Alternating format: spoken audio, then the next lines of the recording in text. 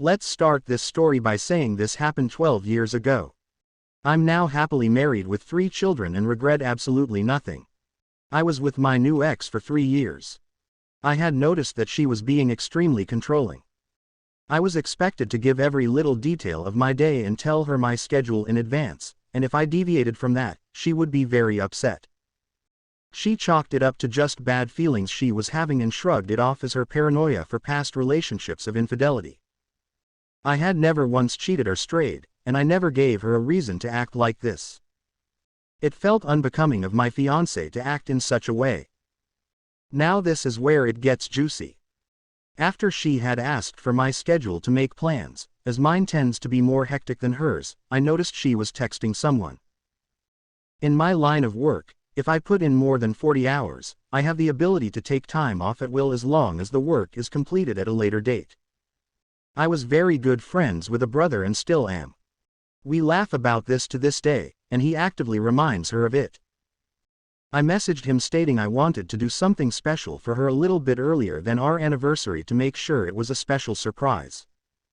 They both worked in the same fabrication facility. He was a fabricator and she a shipping manager. He was kind enough to let me know her schedule. That's where the discrepancy falls into place. Without my knowledge, she was foregoing overtime. She worked 12-hour shifts Monday through Friday, with the exception of Wednesday, when she would only work half a day. She had been taking Wednesdays off right around the time that she started getting extremely controlling. Lucky for me, I had stacked several days of leisure time up, so taking a Wednesday off for me was not an issue. A few days go by, and Wednesday's here. I put on my work gear and leave for work. I was expecting her to leave as our apartment complex had 2 exits on the same road I could see directly across from a shopping center, so I parked my car near the back and waited. After about an hour, I notice a very specific red Mustang with a specific decal on the back window. It was her cousin by marriage. I had also done my due diligence to take an old laptop, which we kept on our desk in an office area with a full view of the living room, bedroom door and bathroom plus the kitchen. I had set it up for remote access and had it alert me when the webcam noticed movement. Giving her the benefit of the doubt, I thought he may be dropping something off or coming over to assist her with something, as her family sometimes does. Sure enough, a message came through, so I remote into my laptop. He walks through the door without skipping a beat. She unbuttons his shirt and begins kissing him. I created a URL link for the live stream. And as she was preoccupied, we had a family group text and a friend group text. They were both part of it, but at the current time, they were currently indisposed and didn't look at their phones. They didn't even wait. They could have gone to the bedroom, but no, they decided to get freaky deaky right there on the couch. I sent the link off to the friend group chat and the family group chat. Within minutes, I'm getting calls non-stop from friends and family alike. There was no turning back. She was getting blown up, but she was ignoring her phone. Not until the 4th or 5th call came through did they decide to take a break. For context, the state I live in allows recording of personal property regardless of occupancy. I was the only one on the lease. She wasn't allowed to be on the lease because of poor credit. The call she had picked up was from her cousin's mother who she was banging. She answers the phone on speaker, and I kid you not, the first words out of his mother's mouth were "Stop fucking my son." They both became rigid, and she began to stutter over her words, saying, "What are you talking about?" The mother then divulged that there was a live feed of them sent out by me to her family. She grabbed every pillow off the couch and covered herself up. The cousin staggered off, trying to put on his pants and shoes, just to trip himself up and bang his head off of my coffee table, leaving it with a divot. By this time, I had made my way to the front of the apartment complex. I was there to greet the adulterer as he came out of the front exit. He froze and began to cry, apologizing profusely. I'm not going to lie. What happened afterwards wasn't my best moment, and I nearly got into legal trouble if it weren't for the fact that he was trespassing on private property. Let's just say I had a cast for 6 weeks, and he wasn't in any family photos for months. I went up to the apartment, where she was now fully clothed and crying inconsolably. I asked her if it was snot or cum on her face. Then I told her not to answer because it didn't matter anyway. I gave her 1 hour to remove all her belongings. This took place roughly 2 years ago, at the twilight of my senior year of high school. It was early May and our graduation was set for early June, so with most of our brains switched to summer mode and our teachers fresh out of fucks, my friends and I finally fell in line with the majority of our class and started ditching. Our friend group consisted of a handful of minor characters in addition to my boyfriend of 3 years, Kyle, my best friend since middle school, Sarah, myself, and a recent inclusion, Brad, who, not gonna lie, wasn't as a bit of a white knight. Kyle belonged to a Christian family. No, not the nice, charity-giving, actually Christian Christians, but rather the homophobic, slur-slinging, will kick a homeless guy in the face and then sit in church like a saint Christians. They always went to church every Wednesday and Friday, and while they invited me, I never went due to being an agnostic, B a closeted bisexual, and C almost physically sick from their hypocrisy. They never really liked me because of this. They were also entitled. It wasn't evident until they got into trouble. You see, they helped organize the church's funding, which put them pretty high on the pecking order. The church, while not the centerpiece of our part of town, still claimed a lot of the district's authority figures as patrons. It was the sort of unofficial institution that sneaks its way into politics without ever being directly involved. So whenever they got pulled over or issued a parking ticket, they'd drop a couple names and dodge the whole thing. Kyle himself was decent. I'd known him since elementary school, he was usually nice, and he was hot. So I tolerated his idiotic and oftentimes narcissistic behavior. But it was his sister, Charlie, who redeemed the whole family. She was a year younger than Kyle and I, and was the only genuine Christian in the group. However, she also had an impish streak in her that led to some fun hijinks. You could always tell she'd had a devilish epiphany with this little half smile she'd make. We'd often hang out and she was a blast to be around. We were very close, and she often confided in me about stuff she couldn't tell her family. To me, a great friend. To them, the perfect little Christian daughter. Sarah was a really good friend who had helped me through the death of my mom. I wasn't diagnosed with depression or anything major, but I loved my mama to pieces and it shattered me. Her and Kyle were always there for me and she was the one who pushed me to ask him out. I trusted her about as much as any teenager could. Anyways, back to the story. One fateful Tuesday, Kyle, Sarah, myself, and our mutual friends headed downtown to get food, skate, and generally do stereotypical annoying teenage stuff. Getting bored of our current activities, I asked Kyle if he wanted to race on our boards to the end of the street. He accepted, and about 30 seconds and a loose flagstone later I ended up planting my face into the sidewalk and fracturing my arm. I tried to shake it off but no one else was having it, considering I was walking like a newborn deer and my arm was beginning to swell. We ended up making a visit to the where they confirmed that yes, I did have a fractured arm, and a concussion to boot. The concussion was my dumbass tax. It wasn't too big a deal as far as accidents go, but considering my sorry state, they wanted me to stick around so they could do a few more tests, brace my arm, and generally just ensure that I was healthy enough to return to my dumbassery. Thankfully, Kyle and Sarah had offered to stay with me, because apparently their parents didn't care, and we were already pitching so school the following day wasn't a big issue. I ended up spending the night in the hospital. The hospital had been understaffed for years.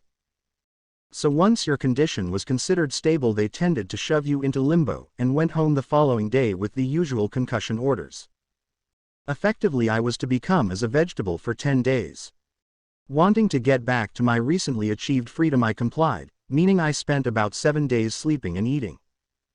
I just picked up my phone after the doctor cleared me, to which I found an unexpected message. My brother and Sil think I'm a free babysitting service. I'm blocking them and dropping them off at his job. My brother is 27, I'm his little brother by 4 years. We have kids the same age. When my son is with his mother they expect me to watch their 2 kids. It's always can I do a simple thing for them, like take them to an appointment, pick them up from school. My cut-off time is 6 p.m. nightly. But every day is an excuse. Oh, I wanted to stay over time, I needed a drink, well I decided to go shopping. It's gotten to the point I don't even ask to see my nephews anymore because I don't want to be suckered into giving up my whole night. I can't even get help getting my son picked up. If they do watch him it's for a bit and it's an excuse and I have to go get him ASAP. I've told them I'm fed TF up. They want all this help then cry when no one wants to watch the kids because they take advantage. His wife's side of the family won't even help. When he was in jail I helped her and kept the kids for her because she'd work crazy hours.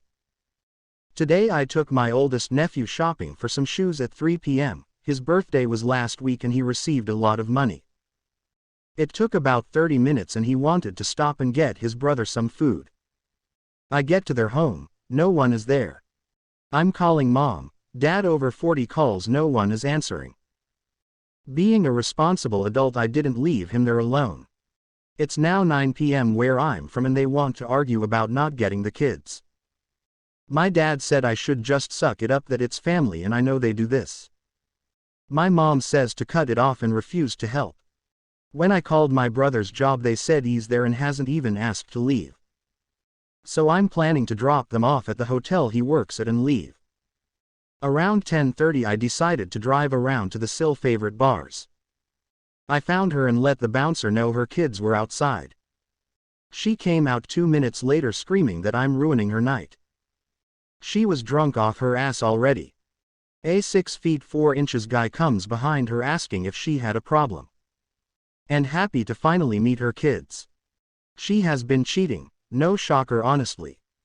I drove them all to my brother's job, drunk wife kids and made her tell him she's been cheating since he was in jail. Left his wife at his job, and drove the kids to my dad. They live 4 hours away. Then charged him for gas money for the drive. This morning I connected a watch line on my account for my eldest nephew and told him, "This is for emergencies if you need me. I won't abandon the kids." But blocked his parents. Found out wife was cheating now divorce and little revenge. I 28 is married to 27 together for 5 years married for about 3 years, no children, both working in good IT firms, no property together, currently renting an apartment, no loans. Savings are separated, earning are about equal. I found out she is cheating on me about 10 days ago as I heard her talking to someone. That call ended as soon as I walked inside at about 3 a.m. Check her phone and found call logs deleted of that time evening. So I did some digging and found she uses Telegram, which I never knew because we use WhatsApp for chatting and everything. I have been busy at work for about 3 months as I am competing for a promotion with other 2 individuals, so I was not able to give much time at home. Affair is with a work colleague for about 9 weeks when I found out they were sexting each other and sending nudes in different positions. I could tell it was just for sex and fun, enjoying each other, as she has mentioned this many times, as she does not want him to think they are anything more. They had been physical 4 times. I had taken screenshots of everything, did not have guts to confront her. I was very shaken, thought it would be over if I confronted her. For a few days I was numb. Knew nothing what to do. She asked if everything was okay. I said problem at office. In office everyone was asking if I am okay. So I told them that my aunt was dead. I also took leave for 2 weeks, told the HR that my wife was cheating. Then 4 days ago she was going for trip to meet him at a hotel, so I was very stressed and heartbroken. I threw up in the morning, had a very high fever, so I asked her to stay, but she said that she would if she could, but the work trip is important then and there. I knew I am divorcing. Asked my brother to follow her and take photos of her yesterday, and it came out perfect as she is kissing him in one of them. I was crushed. I cried a lot, wanted to drink, but my brother held me back. I wanted revenge, so I am going to tell her that I am having an affair with another woman and then leave her. She will portray herself as victim and tell her friends and her parents, who are very conservative, so I am sure they will be very, very angry at me. Then I will tell everyone that she is the making fake stories and show proof of her cheating. Nobody will believe her again, even her parents. Asked my father's friend who is lawyer, he says divorce will be easy with evidence and nothing to divide, as jewelry is the only thing we have to discuss, as my mother gave my wife some of hers. I am going to leave today to live. My friend who has an extra room, he is living alone, now waiting for her to come home with my ring off of my finger. When I told her about my affair, she was shocked. I tried to leave fast as I could, had my clothes in car already. She just would not let me go and started asking questions such as who is she? Do I really love her, not my wife? Then started mumbling, and then I just shouted, let go. I had not shouted in 5 years of relationship with her. Then I ran away to my car and left. After that I got at least 10 calls from her, then I blocked her. Then texts started coming in hundreds. I texted her, not text her, I will block her, and told her to discuss future in a few days. She stopped texting after few more and then came to agreement to meet. I met her after 3 days. She was very weak as she had not eaten and her eyes were swollen. She started by saying that she knows that I have no affair because that the kind of person I am and I never had enough time for an affair. I am leaving because of her affair and how sorry she is and how she wants forgiveness. After 30 minutes I told her the truth. Then she told me that meeting was not fake, just that meeting was only of 3 days. The extra day was for her to fool around, that is why she could not stay to take care of me. I asked for her phone, she gave, and surprisingly there was nothing deleted, and she has told her affair partner to never contact, then blocked. She told me he was nothing to her and she only loves me. She also told her HR about it and she plans to quit, and told affair partner's wife with proof today evening. I said I don't believe her and wants to divorce. She just started crying and asking for another chance. This took about 2 hours. Then at our home a woman came. My wife told me that she is a terrible man wife and then started asking for forgiveness from her, then gave proof of them hanging out kissing each other in texts. That woman started to cry and curse my wife, then told her that she hopes that our marriage breaks. She left with that. I also gave her my number for additional proof. I asked her what she thought would be the outcome, as we were supposed to buy a home this year and start a family in the next. Then I left without her answer. She could not answer my question. I could tell that my wife was very sorry and I am sure she will not repeat it again, but why should I give her another chance, as one chance should be enough? As I had spent whole of my 5 years dedicated to loving her and to make our living better.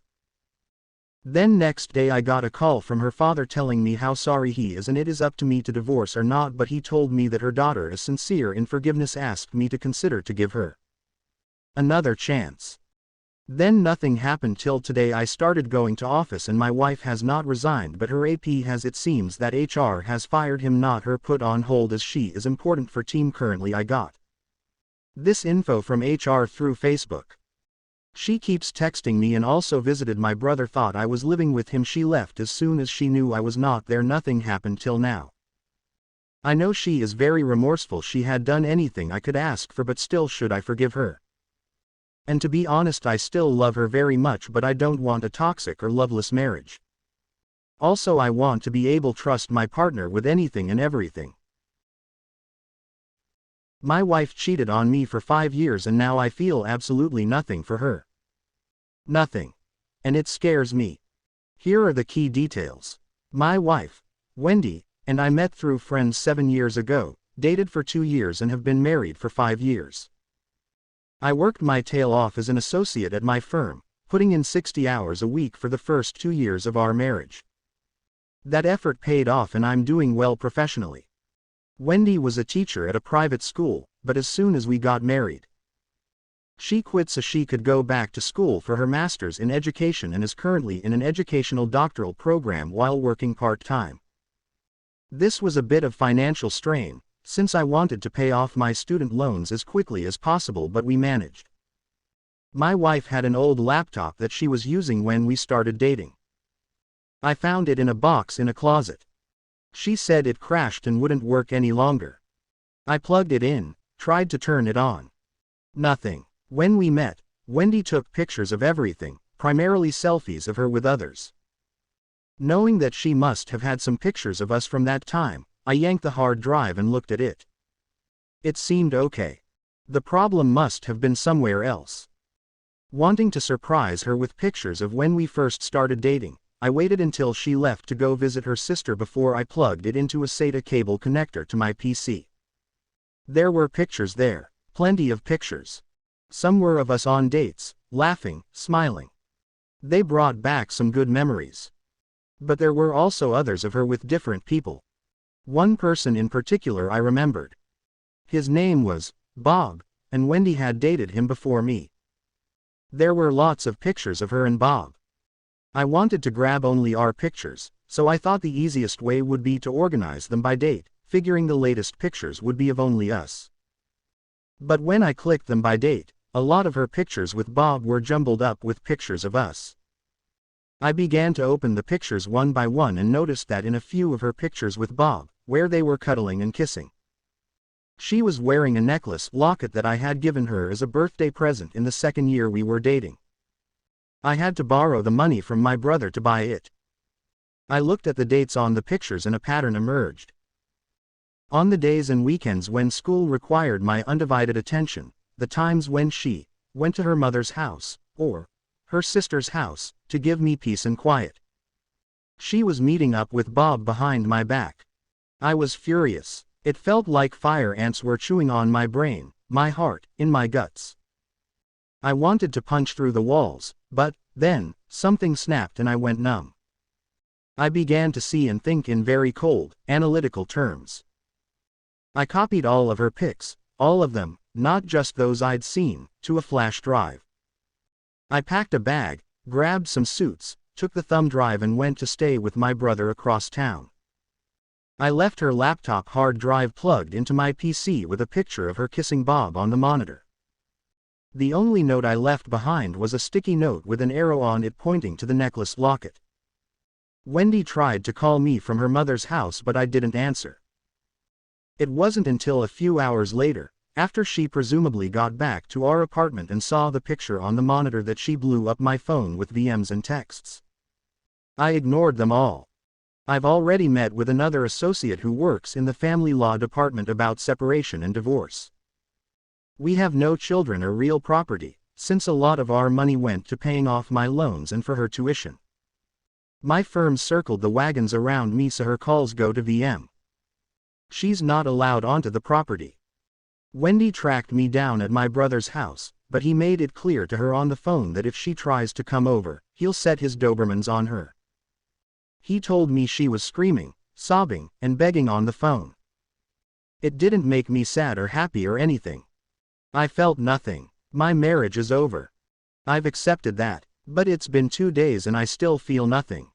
No pain, no anger, nothing. How is it possible that I have no more feelings for her, no desire to ever see her again, no desire to reconcile? Now that I'm alone with my thoughts, feeling this, nothing, for her scares me. Is this going to last? Am I still in shock? Am I permanently broken? The upside is that I've never seen clearer solutions in my cases.